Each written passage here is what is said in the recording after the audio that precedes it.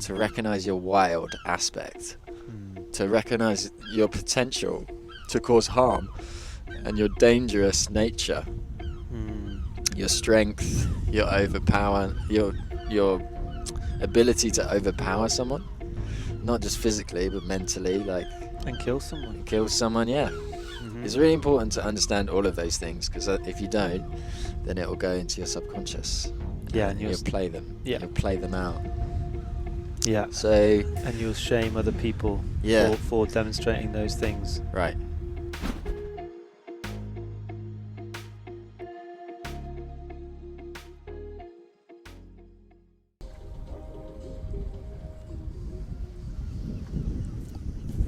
Tune. There we go. So to conclude the story, the song got requested, which I'd never really listened to the lyrics before. I mean, I think we go through until we intentionally, or something brings something to our attention. Yeah. Someone about something that's a bit of a message or a deeper felt experience within a song.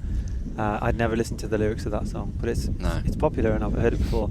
And then Tim Sheaf, and I'm sure he won't mind me mentioning because he put it on his social media, which was YouTube channel. He put up a couple of minutes of him crying his eyes out, having just listened to this song. Yeah.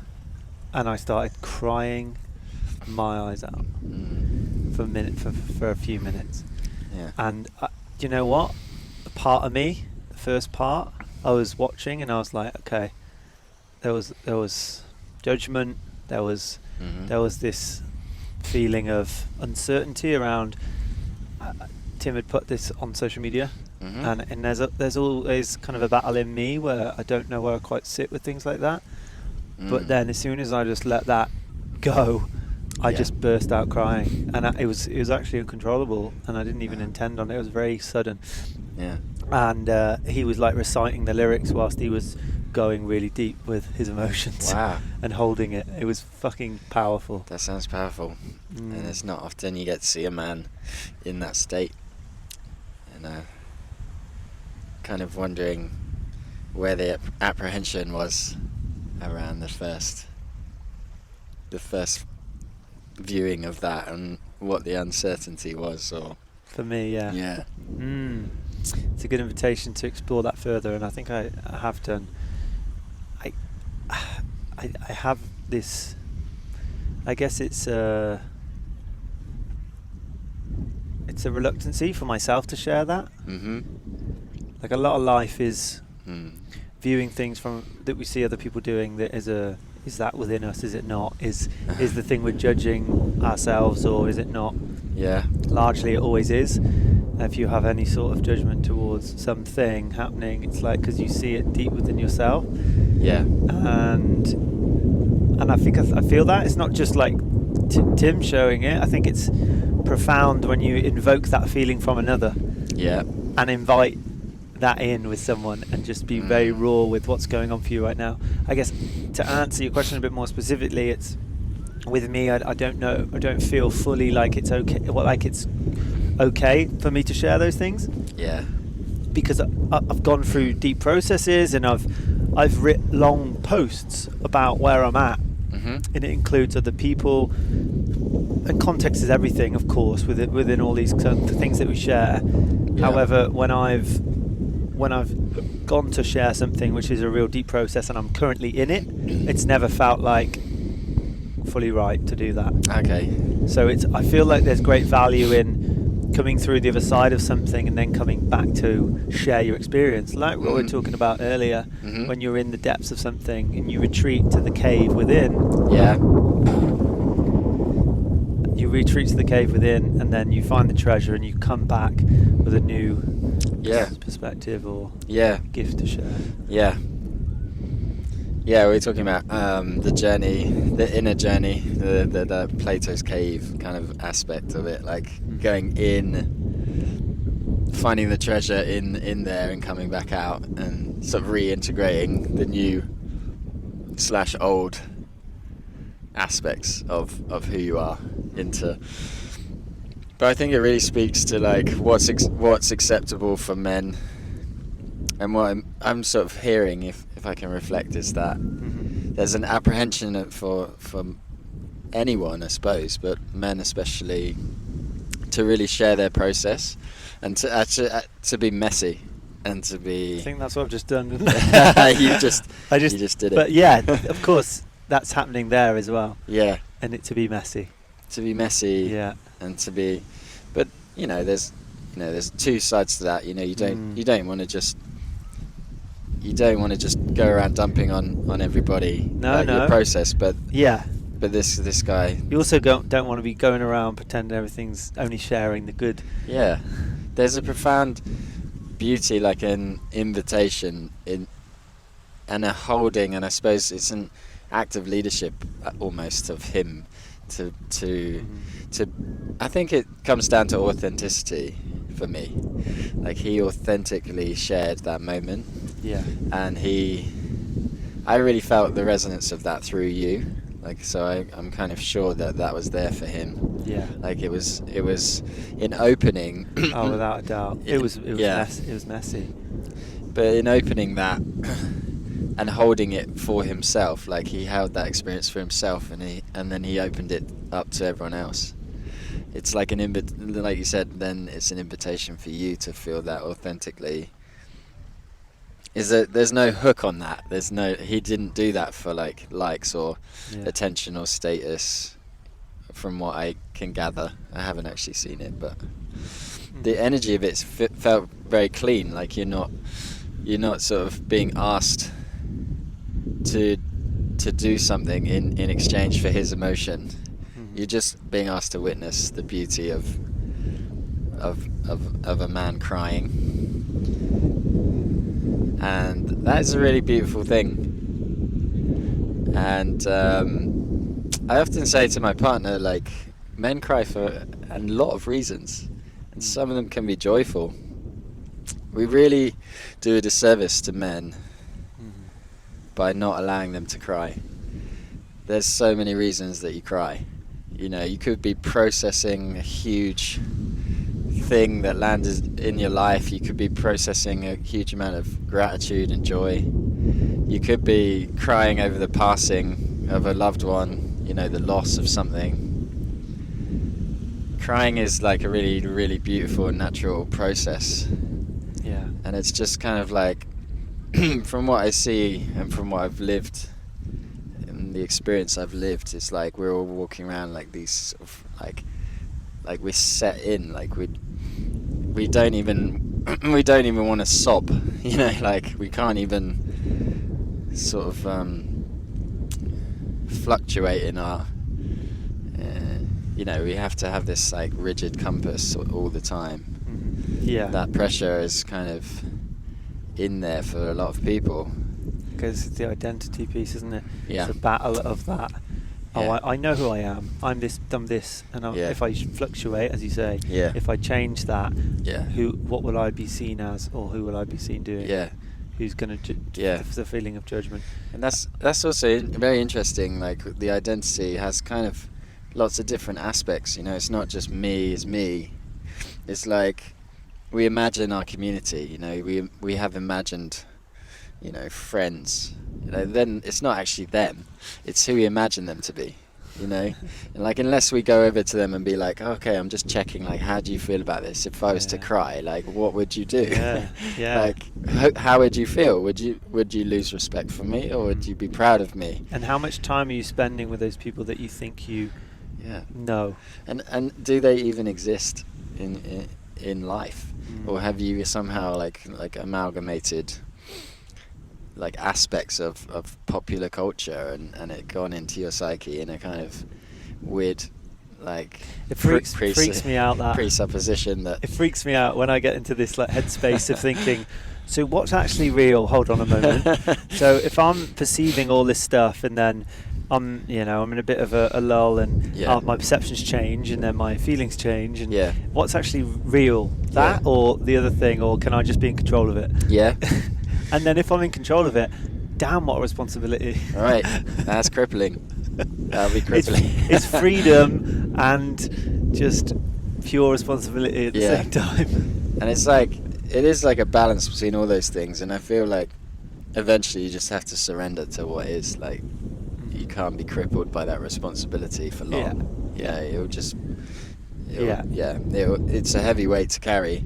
Yeah, because in that being responsible, you're trying to control. Yeah. Aren't you? Yeah. Exactly. Responding to.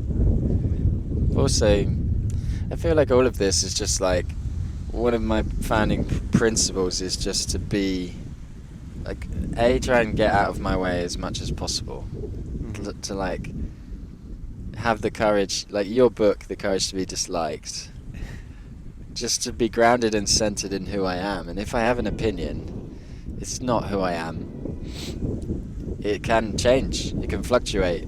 I can always receive new information, or I can really dig into that opinion that I've had for years. Like, it doesn't really matter to me anymore what people's response to my opinion is, because that's a reflection of them.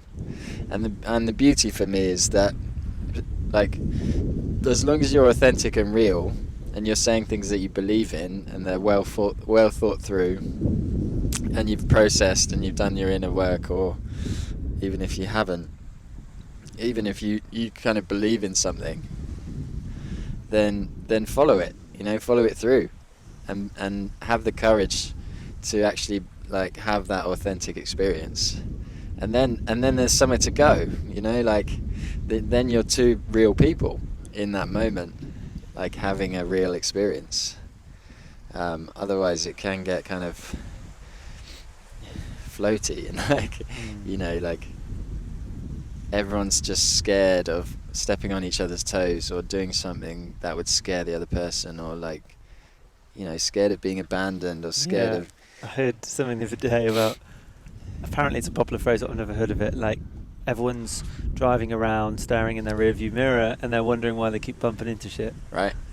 That's true. And I was like, yeah.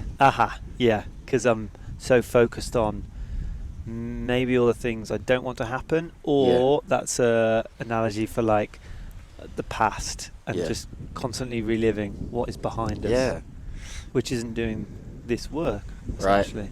Right. And that's fascinating, because time is a concept. It's like a perception. So like what is in the past is still a part of your present if you bring it there. If you bring your past into the present, I feel like it's a magnetism, really. It's like a resonance. Like, I heard that today as well. Yeah, if we don't look to the past, we live our past. Right. Yeah, essentially you do, because when you're faced with a situation, it recalls like a cellular memory for you. Yeah. And you relive that past. Or if you're not doing that, you're living a future, or you're living the present moment. It's a lived experience, which is why I find it really fascinating around the kind of spiral of time, or the spiral healing concept, where everything sort of like constellates around your life, and it kind of comes up again and again, and you're like, okay, sort of noticing that this experience is an opportunity to deepen into this aspect of my life. And like, sometimes for me, I suppose, or for anyone, like if you've experienced trauma, essentially you're holding something that you can't process, and then over your life you go through resonances of experiences that remind you, and little by little you can kind of piece together what that felt like, and eventually it'll be fully integrated, and you'll probably sit there, I imagine, when I'm like 85 with a glass of whatever, cider or whatever, sitting on my doorstep, just be like, that was the thing that I went through that's now fully integrated. Yeah, for me, I suppose the invitation for me and for anyone, and the things we talk about in coaching about being below the line or above the line, it's about like, I suppose it's all an invitation to how present you can be to the experience. But what is below the line, above the line? Well, it's an idea around conscious leadership in terms of like, am I working from like below the line is like threat, like fight, flight, fear, fight, flight, freeze, or fawn kind of stuff, and then anything like stress response, like defensiveness, contempt, victim. What's that? Victim. Yeah. I get apprehensive around those kind of labels. Uh-huh. I recognize that everyone, like, people are victims. Yeah. And other people are perpetrators. Often we get stuck in like drama triangles, and there can be kind of like this developmental aspect to all of that. Like both parties are working in a developmental stage that they're going through, and it's kind of like a childlike example of a relationship. Mm-hmm. The legitimacy of victim and perpetrator has to be respected. Yeah, and sure. Because that word's definitely been used to symbolise a certain person. Yeah. That adopts a certain persona. Yeah. And then there's legitimacy in being a victim of a crime or of abuse, and it's really important for someone to be recognised as a victim. Yeah. And then there's also the other aspect of that where people manipulate others by having a victim mindset. There's like a whole area of protective mechanism around human behaviour that's desperate and manipulative. They often see themselves as powerless and as victims of the world. So that is an imbalance as well. Yeah, it's interesting because what comes up for me is like blurred lines around all that stuff, around manipulation, and there's such a big spectrum of what that constitutes essentially. Yeah, I think we're struggling my belief is we're struggling in modern culture with the lack of clarity. A lot of our terms have become... Yeah, language plays a huge part in all that, right? Yeah. Words become a bit vapid, if that's the right word. Is that another word that's just lost its meaning? I don't know. I just think empty. of the little sticks that you smoke now. Vapid. I think that's something else. Yeah. Vape. Yeah, it is something else. Yeah. Empty, essentially. Yeah. We're just confused. Like, nobody really knows what that means. And there's this kind of... the whole social media storm energy, like cancel culture, policing, it just confuses all of that stuff. It's like I don't really feel like there's much direction and purpose with it. And the areas of play within all that, where we explore the boundaries, see what we do this at school, and I noticed that for me when I was always trying to push the boundaries, see what I could get away with, what the rules were, why they were there, kind of understand them by like pushing them essentially. And that's what we do. That is what play is about. Physical, and I guess to a point it's all encompassing, emotional. The arena of play would be the modern day, would be Twitter, where everyone's playing around with ideas, concepts, trying to really feel around with their view, perspective on the world, and what's what they can and can't say essentially. And now it's being governed and policed even more than it used to be. And this came up for me as well with like lads. Banter, what we would say in England. It's like it's banter. We're taking, we're taking the mick, or we're making fun of each other. In a way that's because it's in this container, and we're not doing it with people who wouldn't understand it. And it gets messy quite quick because people are sensitive and interpretations everything, and context everything. But I reframed that a couple of months ago. A friend kind of, I brought up something that I wasn't okay with, and then we had a big conversation around why is it not okay, and there needs to be things need to be expressed. And then if you have a problem with that, then speak about it. Don't just be offended. Yeah. Because in this circle, it's okay, and things need to be expressed in that way. Yeah. Agree. Yeah. I mean, humor is such a social cue as well. Like, it's so individual, isn't it? You know, and the play there is really beautiful, I think, between friends, like, that trust each other, because you're playing with the edges of, like, what's acceptable. Yeah. You know, like, oh, can I push you there, or can I, like, tweak you there, and, like, oh, yeah, and even maybe nothing's off the table. Yeah, exactly. And it's like just open to imagination of what you can say to really. Yeah. And I've been in those situations where nothing's.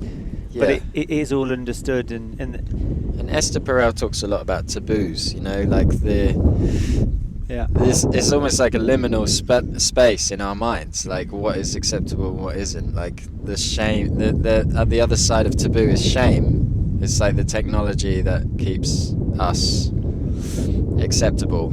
You know, the boundaries of that is taboo, and then we have this huge part of experiences like fully open and accepted as, you know, like fair play, I suppose. But like, yeah, just exploring. I think what we do really well in Britain is to explore that space through comedy. Yeah. Like a lot of our comedy explores that taboo space. It's the last personal freedom to the last arena for that. Yeah. Freedom of speech is what comedy is. Yeah. It's also really important for health. Like it's like taking hold of your health. Like keeping your humor is really essential. Like I don't know how much of life is uncontrollable, but a hell of a lot of it is, you know, like we're actually, if you consider our physicality, we're quite vulnerable in the world. Yeah. Really. A lot of stuff can eat us, kill us, you know, if we don't pierce our skin. Yeah, pierce our skin. We're like a balloon. Yeah, if we cut ourselves, or you know, can go septic real quick, or fall off a rock, you break your ankle, and then you're pretty screwed for mobility for a while. Yeah. All of that to say that, you know, it's really important to have a bit of humour and have a bit of brevity, humility about life. Where do you think like self-deprecation comes in? Like not taking yourself too seriously. I've always honoured that in people that don't necessarily take the fun out of other people, but it's themselves, and they do that with like a grounded sense. It's not heavy. Yeah, I think it's worth noting that, you know, people use comedy as abuse as well, like abusing and bullying people. Mm-hmm. Like that's not okay, obviously. But if it's in a trusted space, and like obviously everyone has their voice and like they can say no. Thing is, that's why there's truth in. Yeah. I think Carl Jung talked about this. Oh really? I think so, and it kind of interwoven with the shadow. Right. And it was all about being able to see that side of yourself. Just see yourself. See the vulnerability. See you in its entirety. Yeah. Not taking yourself so serious. Yeah. Yeah.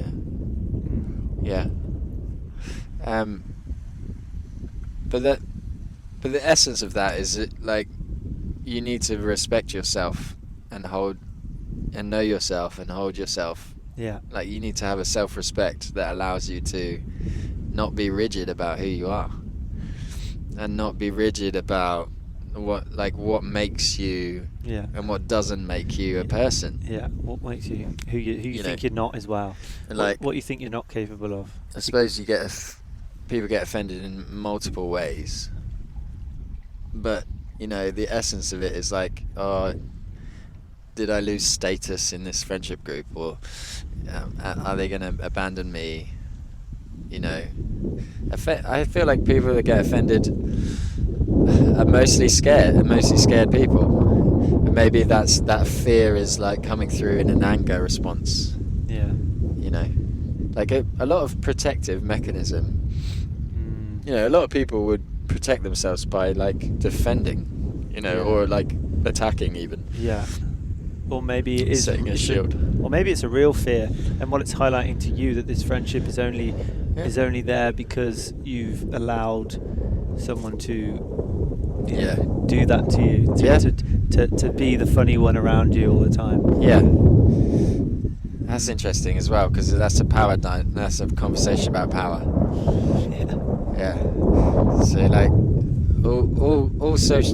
all social systems have a dynamic. You know, like I don't really believe that hierarchy is a bad word. I feel like it's been misused,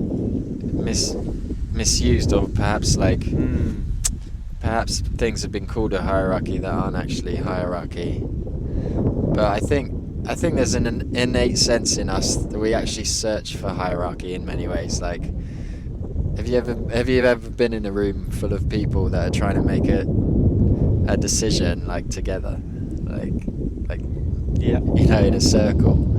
Often. No one's kind of wanting to take the lead, and everyone's kind of like tentative. Or everyone's taking the lead. And then I think the whole room sighs a relief when someone actually does take the lead. I think we are innately, we're programmed to follow like leadership, whether that be good or bad. You know, we talk a lot about opposites. I guess it's what we see in someone else. You know, we can see an aspect of them that is coming through them through a bigger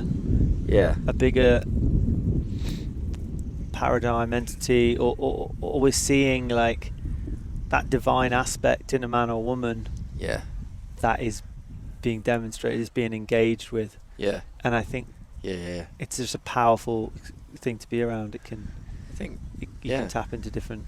I think what I've landed in with my coaching, I'm doing creative direction now.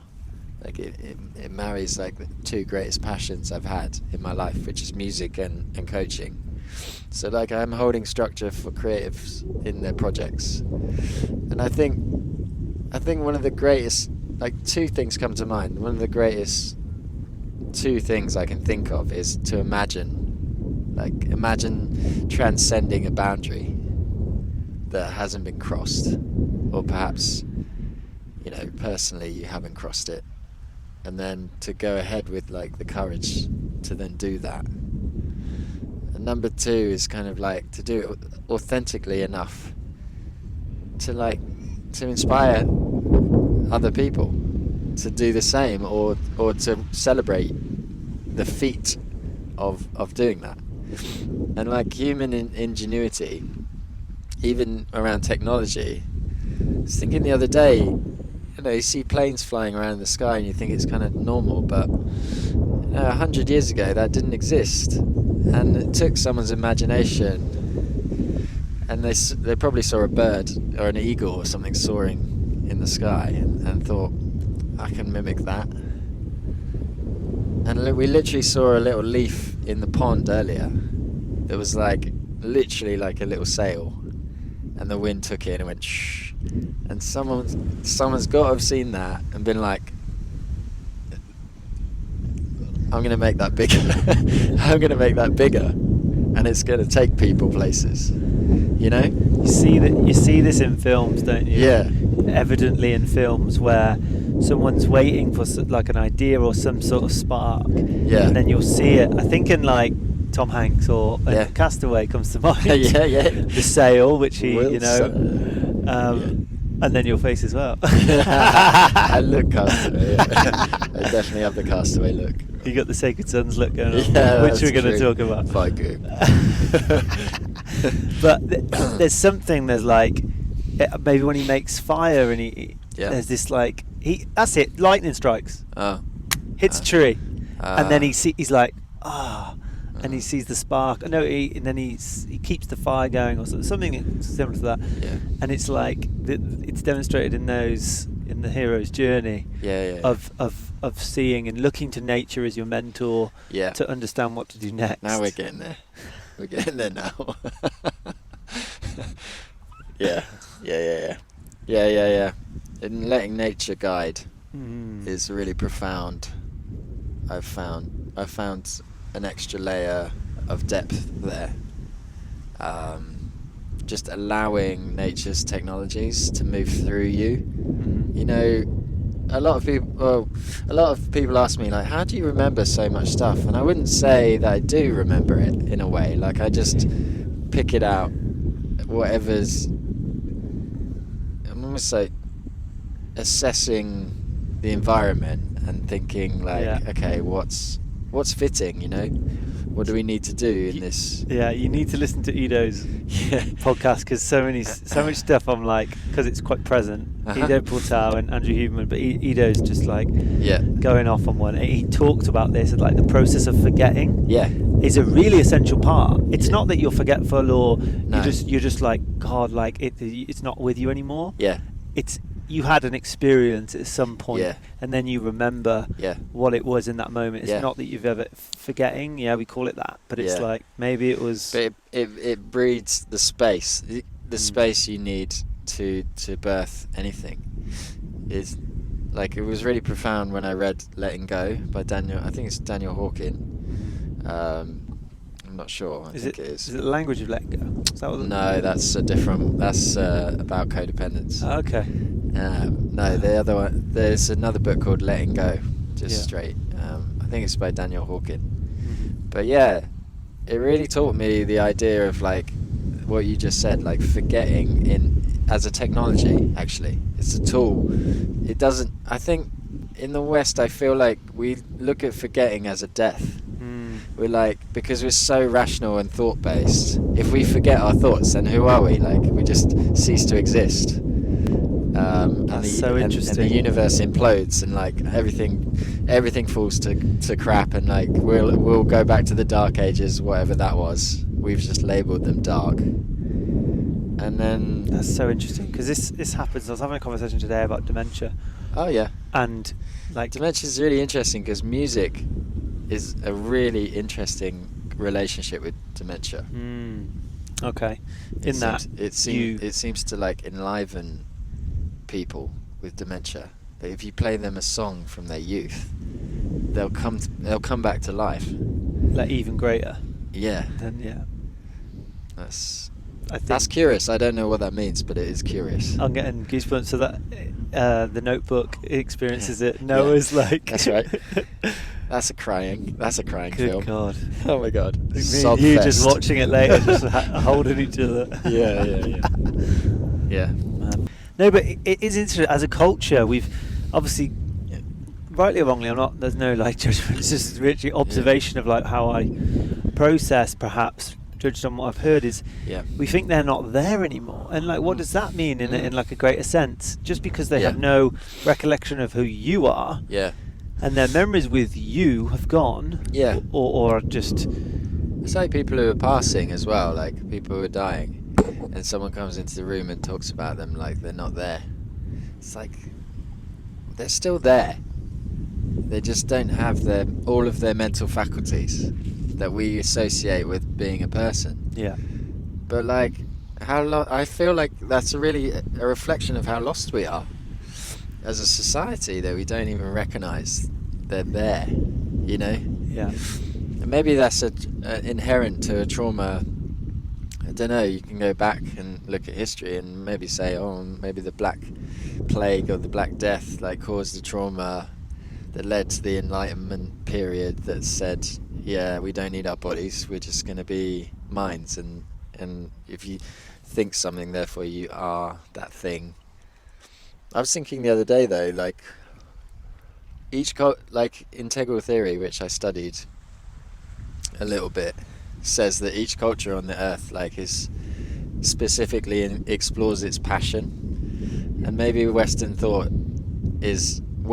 passion was thought and rationality, and that's great because it brought us loads of stuff, and it created the internet, and that's like mapping consciousness weirdly, you know, the web of consciousness and it connected the whole world together, like without the need for physical space to do. I mean, there's rooms full of servers and stuff, but there's big cables under that sea. Yeah, we'll forget about that. They're in Switzerland somewhere. I don't know where they are. Really? I'm not sure. Vulnerable. But yeah, no. Yeah, so but perhaps thing, I think therefore I am, right? Right. Which just doesn't make any sense. No. But it did. Maybe it's a bad translation. Really? Okay. I don't know. But I think Descartes called himself a thing at one point. He was, I think he was part of a society that was scared of the wild and scared of the body in the wild sense, Now, a lot of our culture in the modern day is very scared of wildness. You see people like chopping their daisies out of their lawn, they're so adamant of getting rid of any kind of wild aspect of like self-control. They can't even see a daisy on their lawn, there's like broader aspects to that that affect each part of society. Like, I don't really want to go there because it gets a bit dark, but let's suffice to say that that's a really important thing to recognize, especially in men, to recognize your wild aspect, to recognize your potential to cause harm and your dangerous nature, your strength, your your ability to overpower someone, not just physically but mentally, like, and kill someone. Yeah. It's really important to understand all of those things, because if you don't, then it will go into your subconscious. Yeah, and you'll play them. Yeah. You'll play them out. Yeah. So. And you'll shame other people. Yeah. For demonstrating those things. Right. So yeah, all that to say, like, that's quite deep, isn't it? We went quite deep on that. That's deep, man. Yeah. It's deep. But then it is. So it needs to be felt, though. Yeah. In that, absolutely. I mean, the thing with the land is that we talked. You mentioned Sacred Sons, and I'm doing some training with them this week. Yes. And they're all about like land and like, listening and like the sacredness and like what they call the big G, like a relationship with God. And all of that is quite wild, it's like it's embracing a wild aspect of life, which is what calls me to them, I think, largely. Yes. I think do you think because you haven't and you've been civilized? I think we've all been civilized. Yeah. To death. I feel like I was the opposite, actually. When I was young, I had this strange combination of like shame and wildness at the same time. Like I wasn't fully civilized. Was anyone at that age? I suppose. I think we try and express that. It is so patterned within us, and it's so. Children are wild, children are outrageously wild. They are empowered and they're born with that connected ability. They don't want to wear shoes. They don't want to wear clothes. No. Most kids don't want to wear clothes. Why would you? You run around. It's free. It's like an animal that's just been born who knows what food to eat. Yeah. Like, it's just within us. It's collective. We're born with those instincts, those wild parts of us that keep us alive. They are wired for survival, wired for connection, wired for play and learning and quests and. With the caveat of security, we're incredibly vulnerable species again. Yeah. What I've witnessed is that if you do not have complete security, like whatever that means for you, then those aspects, again, you're sort of below the line. And if you're above the line, you're kind of full of joy, openness, curiosity. You're abundant. You have faith in God. Whatever God means to you as well, like not religious or the God energy, like you could call it source, spirit, universe. You could call it Bob. I don't know. It doesn't matter what it's called. It's a felt experience. It's a felt experience, yeah. So, what was I saying? I think that the sacred sons is something I'd love to. Security. Yeah.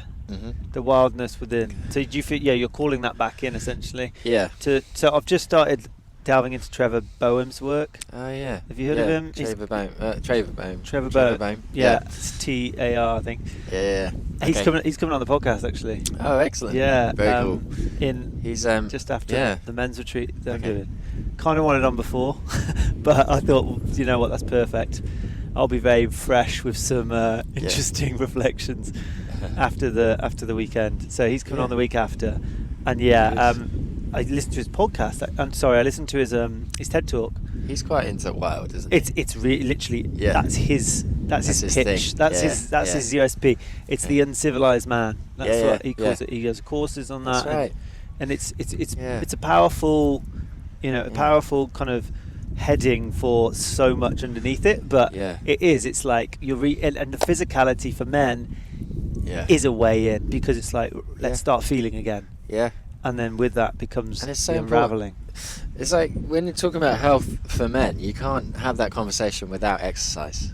I mean, you can't have it for anyone, like gender anything, females, males, gender non-binary, transgender. The human body works in movement, right? You know a lot about that. A lot of the systems work in movement. So, and you can't have a thought without an energy being attached to it. Whatever that energy means to you, whether it's past, present, future, or it's like an emotion, you have to have, it evokes. Life is in motion, right? It's not just stasis. Yeah, we're always moving in some capacity. Yeah, something is moving. It's primary. Around us. Yeah. So that's an interesting idea. Yeah, it's an interesting idea. I forgot my thread again. But the uncivilized thing. Yeah. I think it's a good idea. Like, personally, I think that we're expanding the horizons of what it means to be in connection, in community, in a culture, and again with integral theory, it kind of invites you to think about things in different aspects, like egocentric, ethnocentric, world-centric, cosmic-centric. So whatever culture means to each aspect of that, so you can go as little or as wide as you kind of want to explore that. And I think we really need to do that right now, and I've felt the need to do that calling me through the land, my perception. Sure, that's the language that I choose, but I felt that call for around 10 years. And I think the world is full of such instability, especially during COVID and the pandemic, and then afterwards, all of those conversations that weren't had, all of those kind of groups of people that were ostracized from their communities or welcomed, there was a hell of a lot of kind of really tough, and the whole thing was like a huge grief and a huge shock. And there was not just the physical grief of losing loved ones, there was the grief of losing your livelihood, losing normality, like a normality that you perceived to be your normality, and it hasn't really returned. So no, we'll be feeling the aftershocks for a long time, and then new things will come, and there's no real 2 days the same though. We're always moving in some sort of spiral direction, and whatever that is, it's just a constant state of flux, right? Which is just constantly moving to something. We never arrive, and that's one thing that we have to surrender to. There is no getting there in any aspect of returning. Even the statement of returning to the norm, I was like, that just shows how disconnected people can be, and it's just that's like a linear way to perceive life, right? And that suits Western culture, perspective, and frame of mind. Rationality is often quite linear, and yeah, taking the judgment away from that, you can kind of expect Western culture to view things like that.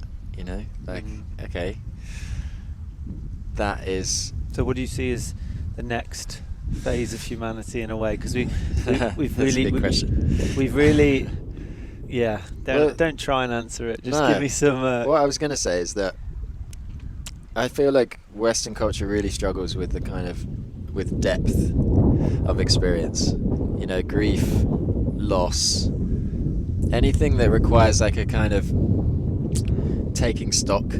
You know, like waiting till the opportunity lands. Yeah. You know, these.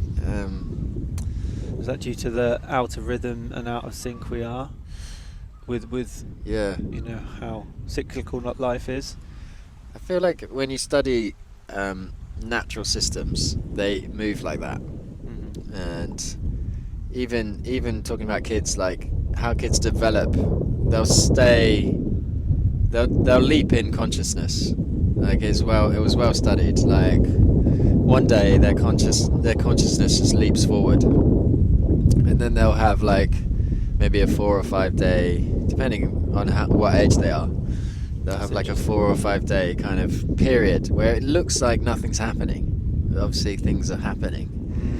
But you can't study. It's almost like it's not that obvious in a study. It's like, no, and like obviously the parameters of a study are obviously not, you know, they can't, you know, take into account like everything that's happening. But it's a really, really fascinating study on how you grow, like how your consciousness grows. You like kind of gather information, and you kind of have to chew it all over, but also just decide what is important to you, and what direction you want to put your energy in. Like and generally, if you're not passionate about something, it's not going to work. It's not going to work.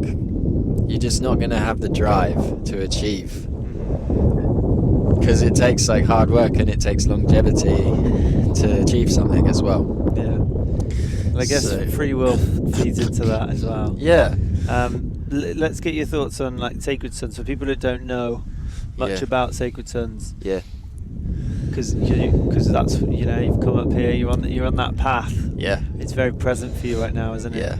Although lots of you know, I know you, and you won't be going with.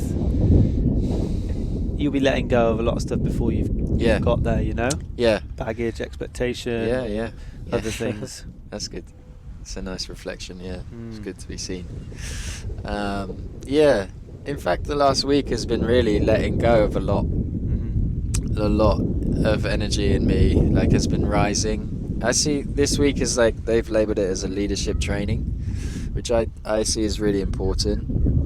For every person on this earth to lead themselves, you know, to hold themselves, to know themselves, and then to decide what makes you happy, like regardless of anything else. Like what makes you content and fulfilled, like what are you working towards as a person, what are your goals, and even a step further, like what are you contributing to the collective good. You know, all of this individualism is all well and good, but it's limited, because at the end of the day, it's like a paradigm thing, isn't it? Yeah, like it's an illusion. The individuals is kind of an illusion. Yeah. In a way, because it can't ever be actualized without everything else. Yeah. So you fit your energy in something, you direct it somewhere, and you get somewhere with it. You know, like you need direction as a person, in my belief, and I really like this concept of self-leadership, but also like collective leadership as well. And I feel like all of the instability in the world is really calling for people to stand up and birth like new culture. I don't mean like evolving either. I mean like rediscovering what it means to connect as a human being in a community.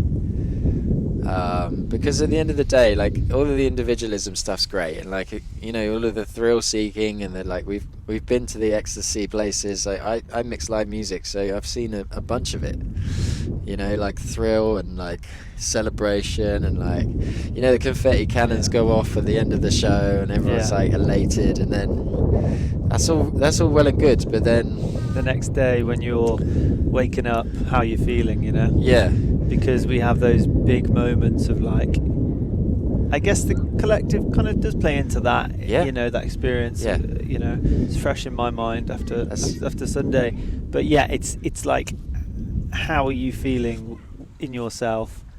Yeah, it really matters if you're connecting it to something. Yeah. That's what I'm kind of saying. Yeah. That's what I'm hearing from you as well. Yeah. If that's right. Yeah, absolutely. If you're connecting it to your own journey, then great. If you're connecting it to your friends or your family or like people that you look up to, I feel like that's the most important thing in life. The most fulfilling thing as well, not even happiness. You know, like, I read a lot of Zen Buddhism around happiness. Like, it's beautiful, and a lot of music is written around like happiness. And if you listen to a lot of pop songs, actually they're about longing, not happiness. They're about the fleeting nature of happiness and the longing after it's kind of disappeared. You're like, oh, I want it back. That's what they're about, I feel. So yeah, that's, for me, Sacred Sons is about, this week is about that. It's about, in my personal journey, I'm letting go of a lot of anger and grief around my relationship with other men, because Sacred Sons are about brotherhood, about like the connection with brotherhood, about holding in a community of brotherhood. So walking into that space, like, I've been called to let go of a lot of grief and anger and my own ill treatment of other men, you know, like being callous or calculating, or, you know, all of the things in my life. You know, I'm not trying to fix myself, but in understanding those things, I can like integrate them into my person and choose something different, I suppose. That's what's really present for me. And like, I believe in essentialness, you know, I believe in archetypes and an essential nature. And I feel like, you know, the most essential relationship that a man has with another man is a boy to his father. And just like all of the relationships that you have in life that like constellate around that relationship, you know, it's like, okay, that reminds me of that aspect of my relationship with my father. It's not often talked about, but it's really important. You know, we get a lot of our... Well, how common is it in our culture? I was thinking about this the other day because I'm planning like a bit of a gathering for my birthday, and I was like, lads, girls, invite your parents, please. Like, it's just going to be an open door. And then I was thinking, well, how many of my friends' parents do I know? And how common is it for us as men, 30s, people that I know that don't really have a relationship or don't spend that much time with their parents? Yeah. And like, what does that symbolise in our culture? Yeah. Because it's far from normal. I mean, it's far from healthy, I'd say. It's far from healthy, yes. Yeah. And the subcultures and how different kids are to their parents, even at the age of like 16. Yeah. They're so different. Yeah. In more white Western culture. Yeah. It's just. Yeah. When you start to like process certain things around that and why. Yeah. It's quite eye-opening and definitely speaks to what you're saying, and that. Yeah. Those big fundamental relationships. It's like where we can all start asking our parents. That's inspiring, isn't it? Yeah. We can start there. Yeah. Asking our parents what their relationship was like with their parents. Yeah. To get some context around like whilst they're still here, you know. If they want to talk about it, which, you know, some people don't. Some people don't. And then that's their path, you know, you have to respect that. And I've done a bunch of really unkind things to my parents, like trying to force them to talk about things, and it's not their path to talk about it, and that I have to respect that, and that's just a caveat to that, because things always unfold as they must at the time that they must unfold. And I know that we share that belief. Like I said to you earlier, like trying to force something, it's like saying that rushing into something, you know better than source, or you know better than God. You know, it's quite arrogant and hubristic even. Yeah, man. Let's. But having said that, go on. Let's wrap it up. I feel that men are shamed. Like fundamentally, men are shamed. The fundamental shame that men have is around feelings, and you can't have an authentic relationship without being intimate with someone and knowing their feelings. You know, that's where trust is built. Like that is the house, the trust house. House of trust. Yeah, it might feel awkward at the start. You might say the wrong thing. I still say the wrong thing all the time, and like you might have to revisit. Like communication's difficult, and I think there's this general notion that you should just be really perfect and just be like, I know exactly how I feel, and it's like really happy all the time. Yeah, but also communication is about saying that you don't know how to communicate and you don't know what the right thing to say here is, but then your body's communicating in that experience, and then you're still exchanging communication with your felt experience in that. That's really important too. Like you might get to a time in your life, I know I have, on many levels, where you don't know what to say, you don't know what to do, and you don't know where to start, and it's really important to just say that out loud. There's a lot of trust involved there, isn't there? Because if really you're vulnerable. if you're in a relationship, like women also, and I've heard Connor talk about this, it's like that, do they really want us to be vulnerable, or are they asking us to just feel into what's right for ourselves and then communicate that? It's not my experience in my current relationship, which is like amazing, is like it doesn't really matter what I feel. It just matters that I feel it authentically in that moment, and it's true for me. It's like it's more important that I'm feeling than what I'm feeling. Like obviously there are places for my trauma experience, like I have to take that to therapy. I can't just dump it in my personal relationship. There are places for that, and there are places, you know. And obviously, like I believe in a really boundaried approach to relationship, where you're not just kind of dumping your experience on the other, like you're sort of expressing yourself in a really, you know, kind of grounded and centered way, but you know, you're sharing your life.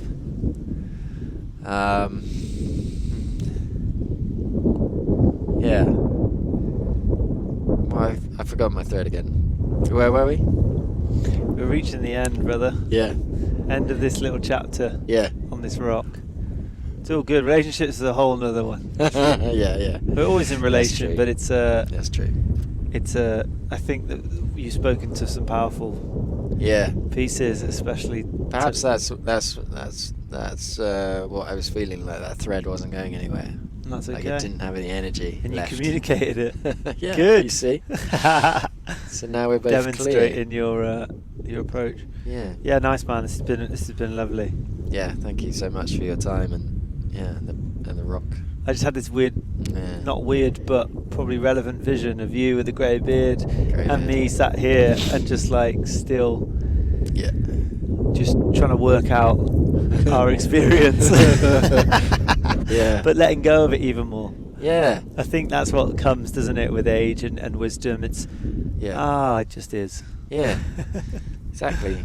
I saw an old couple, and they'd quite obviously been married for a long time, and I asked them, like, what's the secret to a long marriage? And they looked at me and laughed. They were like, oh, there isn't one. I was like, what? That doesn't make sense. Like, what do you mean? they just walked off. You know, and I think the more and more, Brilliant. They probably went, wow. The more and more I think about it, He wasn't ready to hear. Yeah. The more and more I think about it, the more that I feel like they were right. Not in the sense of. Well, there's not. We want that, don't we? We want the answer. We want. It's like a nice equation. We want to know. Yeah. We want to get. Yeah, we want to get there. It comes up so much as like just tell me the answer. Yeah. It's like no. Yeah. Your path is different to mine. Yeah. And exactly. Just being present. And it can't be summed up. Back to Edo, you can't sum things up in just in words. No. Yeah, it's a complete experience, isn't it? Yeah. Stop trying to get the answer in a direct question and compartmentalizing it all together. That's the kind of some of the most beautiful moments of life are just sitting with someone. Mm-hmm. That's it. You just sit there. Yeah, not wanting and craving. Craving's a big one. You're always craving something else, or to maximise your experience, or and that's a trait of the times we live in. Yeah. The craving mind that wants more. Uh-huh. And we just have to notice that because Yeah.